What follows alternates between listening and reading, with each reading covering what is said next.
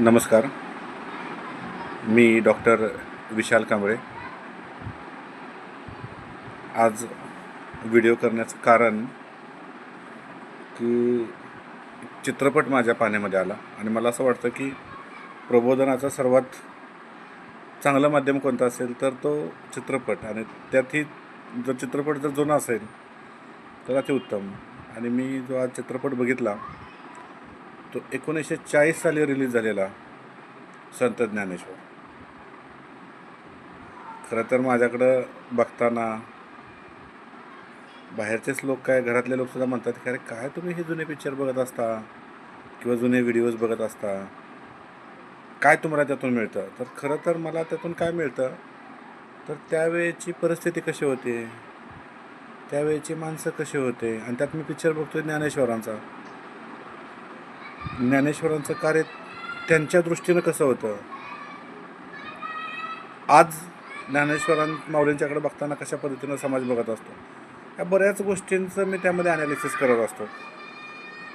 तर अतिशय सुंदर पिक्चर आहे आणि खरंच मी प्रोड्युसरचं किंवा त्यावेळेचे जे लोक होते, ते कलाकार होते, त्यांचं मनापासून अभिनंदन करतो. आणि मी त्या वातावरणामध्ये अक्षरशः न्हाऊन निघालो. तर अगदी सुरुवातीला चित्रपटाविषयी बोलताना ज्ञानेश्वर माऊलींविषयी आपल्या सर्वांना माहीत आहे. ज्ञानेश्वर माऊलींचं कार्यही आपल्या सर्वांना माहीत आहे. पण तरीसुद्धा चित्रपटाच्या माध्यमातून ज्यावेळेला आपण तिकडं बघत असतो त्यावेळेला आपल्याला माहीत आहे की संन्याशांची पोरं होती, ती आईवडील संन्यासी होते, आणि त्यामध्ये ज्ञानेश्वर होते, निवृत्ती होते, सोपान होते, मुक्ताई होती. ह्या चौघांनासुद्धा संन्यासाची मुलं म्हणून समाजानं दूर लोटलेलं होतं. त्यांच्या आईवडिलांनासुद्धा दूर लोटलेलं होतं. आणि मग ह्याच्यातून पर्याय काढायचा कसा, की त्यामुळे त्यांचे आईवडील त्यावेळेचे जे धर्मपंडित होते त्यांच्याकडे जातात आणि म्हणतात की बघा ह्यातून काय धर्मामध्ये काय कोणत्या गोष्टी सांगितलेल्या आहेत, त्यानुसार मग आम्हाला सांगा त्यातून काय मार्ग निघतोय का. धर्मशास्त्रज्ञांनी भरपूर अभ्यास केला आणि अभ्यासांत असं सांगण्यात आलं की ह्याच्यातून एकच मार्ग आहे, आणि तो म्हणजे देहांत.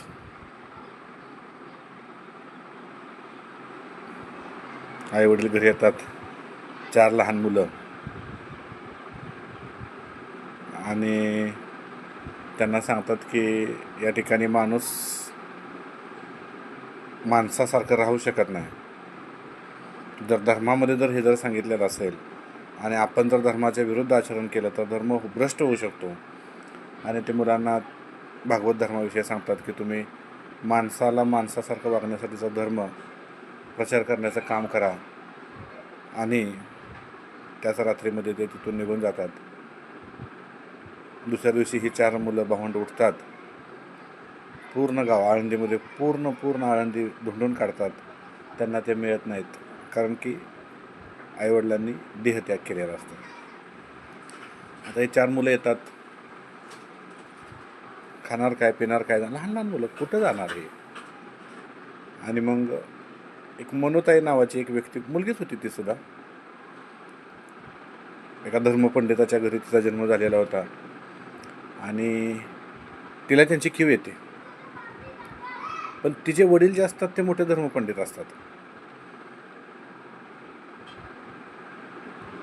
ती वडिलांच्याकडे जाते आणि म्हणते की बघा ना, या 4 मुलांनी कुठं जायचं, काय करायचं. ते धर्मपंडित तिला म्हणतात की ती संन्याशाची मुलं आहेत, त्यांच्यासमोर दुसरा कुठला पर्यायच नाही आता, पण काही तर धर्मामध्ये सांगितलं असेल. ते म्हणतात ठीक आहे, आपण जे दुसरे धर्मपंडित आहेत त्यांना विचारूया कोणता मार्ग आहे का त्यात त्यांना ह्यातून बाहेर काढण्याचा आणि आपल्यामध्ये सामावून घेण्याचा. कारण का त्यांना वाईट टाकलं होतं. त्यांच्याबरोबर ते कोणताच व्यवहार करत नव्हते. आळंदीतले लोक जे होते ते कोणताच व्यवहार त्यांच्याबरोबर करत नव्हते. मग हे मनुताई आणि इतर लोक त्या मोठ्या धर्मपंडिताकडे जातात आणि धर्मपंडिताच्याकडे ही 4 मुलं घेऊन गेल्यानंतर धर्मपंडित त्यावर विचार करतो, बघूया काय केलं पाहिजे. भरपूर अभ्यास केला जातो आणि मग धर्मपंडित स्वतःचा निर्णय देतो.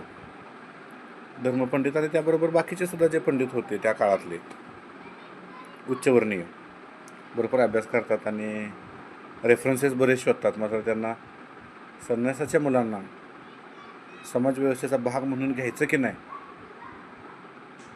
यावर ज्या वेळेला त्यांचा पूर्ण अभ्यास होतो आणि त्या अभ्यासांत त्यांच्या लक्षात येतं की संन्यासाची मुलं आहेत, त्यांना वाळीतच टाकलं पाहिजे. त्यांना आपल्यामध्ये आपण सामावून घेऊ शकत नाही आणि जर तसं केलं तर तो धर्मभ्रष्ट ठरेल. मनोताईला आणि त्या 4 मुलांना म्हणजे ज्ञानेश्वर, माऊली, सोपान निवृत्ती, मुक्ताई यांना फार वाईट वाटतं. पण त्याच्यासमोर पर्यायच नसतो. ते म्हणतात आम्ही माणूस आहोत, आम्ही तुमच्यातलाच एक भाव आहोत. आमच्या आईवडिलांनी संन्यास घेतला तर आमची चूक काय? आणि असं जर तुमच्या धर्मामध्ये जर कुठं लिहिलेलं नसेल तर ते तिथे इनपुट करावं लागेल. भागवत धर्म हा नाही. आता तरीसुद्धा काहीच उपयोग होत नाही. तर त्या धर्मपंडितांनाही थोडंसं वाईट वाटतं ह्या सगळ्या गोष्टींचं आणि मग ते सांगतात माझ्या हातात तर काय नाही. असेच थोडे दिवस जातात आणि ह्या मुलांचे हाल कोणाला बघवत नसतात. कोणता कसलाच व्यवहार नाही. हे पाणी भरायला तिथं जाऊ शकत नाहीत पावनोट्यावर, हे बाजारपेठेमध्ये जाऊ शकत नव्हते, यांच्याबरोबर कसलाच व्यवहार नव्हता. माणूस म्हणून जगण्याचाच त्यांना अधिकार नव्हता. अशी परिस्थिती होती ह्या चौघांची. तर धर्मपंडितांना त्यांचं वाईट वाटतं आणि धर्मपंडित म्हणतात बाबा मी काय करू शकत नाही, माझा अभ्यास तर एवढाच आहे, पण मी तुझ्यासाठी एक गोष्ट करू शकतो की तुला मी एक चिठ्ठी लिहून देतो आणि तू पैठणला जा. त्या ठिकाणी माझ्यापेक्षा मोठे धर्मपंडित आहेत, ते तुला काहीतरी मदत करते. हे लहान मुलंच ठीक आहे म्हणतात. ती चिठ्ठी घेतात आणि आळंदीतून पैठणचा त्यांचा पायी प्रवास सुरू होतो. मुक्ताई कधी खांद्यावर, कधी निवृत्तीनाथांच्या कडेवर बसून असे हे पायी प्रवास करतात आणि पैठणला पोचतात. आता पैठणला गेल्यानंतर तिथले पण जे काय धर्मशास्त्रज्ञ त्याचा अभ्यास करणारे जे पंडित होते ते म्हणतात की कुणाला भेटायला आलं आहे. तर इथले जे मोठे पंडित आहेत त्यांना भेटायला आलं आहे. आम्हाला अमुक अमुक शास्त्रींनी एक पत्र दिलेलं आहे. ते पत्र त्यांना दाखवतात आणि ते म्हणतात की ठीक आहे मग तुमची त्यांच्याबरोबर भेट घालूया. तर ते त्यांची भेट घातल्यानंतर ते पत्र वाचतात. पत्रामध्ये लिहिलेलं असतं की संन्यासाची मुलं आहेत आणि आम्ही ह्याच्यावर भरपूर अभ्यास केला, तर धर्मामध्ये ह्यांना सामावून घ्यायचं की नाही ह्या संदर्भामध्ये काहीच दिलेलं नाही आणि तसं सामावून घेता येत नाही. तर तुमच्याकडे कोणतं जर त्याच्यामध्ये जर उत्तर असेल तर तुम्ही ते त्या पद्धतीने त्यांना घ्यावं सामावून. आता ते पण भरपूर अभ्यास करतात. त्यांच्या ठिकाणी सुद्धा भरपूर धर्माच्या शास्त्राचा अभ्यास करणारे लोक असतात. ते भरपूर अभ्यास करतात. मात्र शेवटी उत्तर काय असतं तर ह्या मुलांना समाजव्यवस्थेचा भाग बनता येणार नाही. कारण की ह्यांचे आईवडील जे आहेत ते संन्यासी आहेत. ज्ञानेश्वर माऊली त्यावेळेला म्हणतात की हा भागवत धर्म आहे. ओव्या, अभंग सर्वजण म्हणू शकतात. माणसाला माणूस म्हणण्याचा अधिकार ह्या ठिकाणी आहे. सर्व प्राणी मात्र समान आहेत. असं ज्यावेळेला ते त्या ठिकाणी तिथल्या धर्मपंडितांना सुनवत असतात त्यावेळेला त्यातला एक धर्मपंडित उठतो, पुढून एक रेडा चाललेला असतो. असं जर तू म्हणत असशील तर ह्या रेड्याच्या तोंडातून तू वध वधू शकतोस का, असं माऊलींना म्हणतात. रेड्याला समोर आणलं जातं. ज्ञानेश्वर माऊली डोळे मिटून त्यांचं ते अभंग वध म्हणत असतात आणि त्यावेळेला त्या फिल्ममध्ये दाखवण्यात आलेलं आहे की रेडासुद्धा त्याच्या तोंडातून अभंग म्हणतो आहे. आणि त्यावेळेला त्यांच्या लक्षात येतं की ही जी व्यक्ती आहे, ही जी मुलं आहेत ही साधी मुलं नाहीत. आणि मग ते त्यांच्या चरणी जातात आणि मग चिठ्ठी लिहितात आळंदीतल्या पंडिताकडे आणि सांगतात की ही जी मुलं आहेत ह्यांना हे फार पुढचं आहे कन्सेप्ट. म्हणजे ह्यांना आपण सामावून घेणं न घेणं ह्याच्या पुढची जनरेशन आहे. हे दैव लोक आहेत आणि त्यामुळं आपण त्यांना सामावून घेणारे असे कोण? धर्मशास्त्राच्या पुढचं हे वर्जन आहे. असा थोडक्यात त्यामध्ये अर्थ त्या चिठ्ठीमध्ये होता. आणि ही चिठ्ठी घेऊन येतात माघारी आणि त्यांना दाखवतात. तर ते म्हणतात ह्या ठिकाणी काहीच लिहिलेलं नाही, त्यांना सामावून घ्यायचं की नाही. तुम्ही मोठे आहात, तुम्ही ग्रेट आहात, पण सामावून घ्यायचं की नाही आमच्यामध्ये असं कुठंच उल्लेख केलेला नाही. त्यामुळे आम्ही तुम्हाला सामावून घेऊ शकत नाही. परत तीच परिस्थिती. आता करायचं काय? की लोक तर यांना आपलं म्हणत नाहीत. मग ही परत 4 भावंडं चालत निघालेले असतात. तर एका बैलगाडीतून शेतकरी तिथून चाललेला असतो आणि तो त्या 4 मुलांच्याकडे बघतो आणि म्हणतो, काय आहे, तुम्ही कुठं निघालेला आहात? ते म्हणले, आम्हाला माहीत नाही, फक्त आम्ही आता इथं राहू शकत नाही, आम्हाला माणूस म्हणून जगायचा. तो शेतकरी म्हणतो की त्याला कळतं की ह्यांना धर्मामध्ये स्थान नाही, ह्यांनी धर्मभ्रष्ट केलेला आहे. तो म्हणतो, बसा माझ्या गाडीमध्ये, जाऊ माझ्या घरी, माझी 4 मुलं आहेत, तुम्ही 4, 8 जणं निवांत खाऊन पिऊन राहा. जोपर्यंत तुमचं मन करेल तोपर्यंत तुम्ही तिथं राहा आणि ज्यावेळेला तुम्हाला वाटेल त्यावेळेला तुम्ही जरा थोडं मोठं व्हाल, त्यावेळेला तुम्ही तुमच्या मार्गानं निघून जावा. आणि ते तिथे जातात. शेतकरी त्यांचं पालनपोषण करतो. आणि त्यावेळेला एक प्रसंग दाखवलेला आहे की ती लोक त्या शेतकऱ्याच्या पांड्यातले जे असतात ते पाण्यासाठी फार लांब जात होते. ह्या ज्ञानेश्वर माऊलींना मुक्ताईला तहान लागते म्हणून ते तिथंच एक छोटीशी विहीर असते, परदेशी त्याने पाणी पिते. पण तो शेतकरी ज्यावेळेला तिथे येतो त्यावेळेला त्याला कळतं की ह्या विहिरीचं पाणी ही प्यायला गेलेलं आहे. अरे, ही विहीर भूताकीची आहे म्हणून तर आम्ही इथलं पाणी पित नाही. ज्ञानेश्वर माऊली म्हणतात, तसं काय नाही, तुम्ही सर्वजण इथलं पाणी पिऊ शकता. आणि सर्व लोक तिथं आनंदानं पाणी प्यायला जातात. त्यांना तिथं कळतं की इथं भूत नाही, काय नाही, प्रेत नाही, हे सगळं आपलं स्वतःच रचलेलं कुबाड आहे. आणि तेव्हापासून तो पाणवठा, ती जी विहीर आहे, भूताटकीची जी विहीर आहे, ते सर्वांसाठी पाण्यासाठी खुली होते. असा एक अतिशय सुंदर प्रसंग त्यामध्ये दाखवलेला आहे. तो मनाला भावला, माझ्यासुद्धा मनाला तो भावला.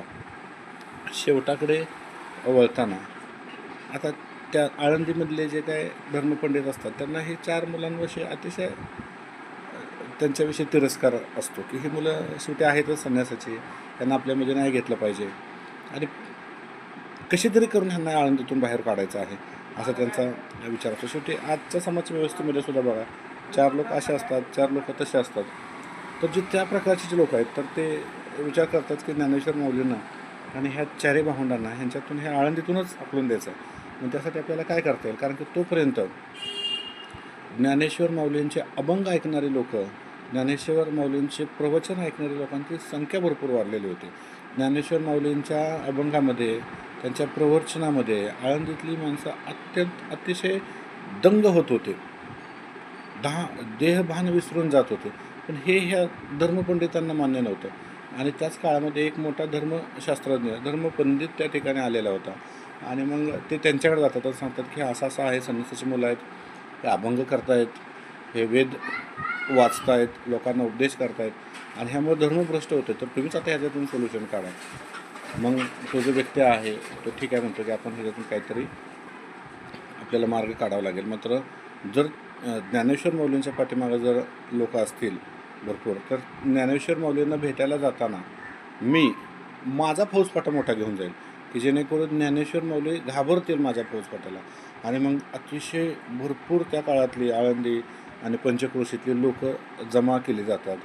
आणि असं दाखवलेलं आहे त्या फिल्ममध्ये की हा जो धर्मपंडित आहे तो वाघावर बसलेला आहे आणि पताका, अभंग असं म्हणत म्हणत म्हणत म्हणत ज्ञानेश्वर माऊलींच्याकडे ते गेलेले आहेत असं त्या ठिकाणी दाखवण्यात आलेलं आहे. ज्ञानेश्वर माऊली त्यावेळेला भिंतीवर बसलेले असतात आणि त्यांना कळतं की ही इतक्या लांबून ही जी एवढी जी हजारो लोक जे येत आहेत ते ज्ञानेश्वर माऊलींना दबाव टाकण्यासाठी, तुम्ही इथून जावा असं म्हणण्यासाठी येत आहेत. मुक्ताई म्हणते, माऊली ह्यांच्यासाठी आपल्याला काहीतरी करावं लागेल, त्यांनाही कळलं पाहिजे की आपण कोण आहोत, तुम्ही कोण आहात. आणि त्यावेळी तिथं प्रसंग असा दाखवलेला आहे की ज्या भिंतीवर ही 4 भावंड बसलेले असतात ते 4 भावंड भिंत घेऊनच, म्हणजे भिंत चालते जे म्हटलं जातं ते तो प्रसंग आहे, तो भिंत घेऊनच त्याला भेटायला येतात. आणि ज्या वेळेला हे बघितलं जातं वरूनच, भिंत वरूनच जाते आणि डायरेक्ट जिथं तो बसलेला आहे, जिथं तो आलेला आहे त्याच्या समोरच हे उतरले जातात. आणि हे ज्या वेळेला ते लोक बघतात त्यावेळेला त्यांना कळतं की हे साधं रसायन नाही, हे खरोखरच माऊली आहेत आणि त्यांच्यामध्ये वेगळी प्रतिभा आहे. आता विश्वासमके देवे येणे वागेने तोषावे, तोषोनी मज गावे, पसाये दान हे ते ज्ञानेश्वर माऊली त्यांच्यासमोर प्रकट होतात. आणि ते सुद्धा शेवटी ज्ञानेश्वर माऊलींना शरण जातात. असा एक शेवटचा प्रसंग त्यामध्ये दाखवलेला आहे. आणि मग ज्ञानेश्वर माऊली म्हणतात की जसं मी माझ्या आईवडिलांनी सांगितलेलं होतं की माणसानं माणसाशी माणसासारखं राहिलं पाहिजे आणि हाच भागवत धर्म आहे आणि हा भागवत धर्मचा मला प्रचार करायचा होता. आणि मला असं वाटतं आहे की आत्तापर्यंत मी हा व्यवस्थितपणे प्रसार केलेला आहे आणि मला माझ्या जीवनाचा उद्देश इथं समाप्त झालेला आहे असं मला वाटतं. आणि त्यामुळे ज्ञानेश्वर माऊली त्या ठिकाणी डिसिजन घेतात की मला समाधी घ्यायची आहे, संजीवन समाधी मला घ्यायची आहे. तर जे धर्मभ्रष्ट लोक असतात त्यांनाही वाटत असतं की हे निघूनच जावेत आपल्यातून. बाकीच्यांना बऱ्याच लोकांना वाईट वाटत असतं की माऊलींनी असं नाही केलं पाहिजे, पण शेवटी ती व्यवस्थाही तशी होती आणि त्यांनी ठरवलं की नाही आता मला समाधी घ्यायची आहे. आणि मग ज्ञानेश्वर माऊली त्या ठिकाणी आळंदीची देवाच्या आळंदी आत्ताचा नाव त्या ठिकाणी आहे, तिथे ज्ञानेश्वर माऊलींची समाधी अतिशय लोक त्या ठिकाणी आजही भरपूर लोक त्या ठिकाणी भेट देत असतात, त्या ठिकाणी जातात. पूर्ण आळंदीतले लोक, धर्मभ्रष्ट लोक, ज्ञानेश्वर माऊलींबरोबर असणारे लोक, मुक्ताई, सोपान, निवृत्ती हे त्या ठिकाणी जातात आणि ज्ञानेश्वर माऊली समाधीचा दरवाजा उघडतात आणि आतमध्ये जातात. दरवाजा बंद केला जातो आणि ज्ञानेश्वर माऊली त्या ठिकाणी संजीवन समाधी घेतात. जरी ज्ञानेश्वर माऊलींनी 1218मध्ये संजीवन समाधी घेतली असली तरी आज 2025मध्ये सुद्धा त्यांची जी ऊर्जा आहे, त्यांची जी एनर्जी आहे, ती ऊर्जा त्या समाधीतून निघणारी ती आजच्या दिवसाला सुद्धा सर्वांसाठी प्रेरक आहे, प्रेरणा देणारे आहे असं मी समजतो.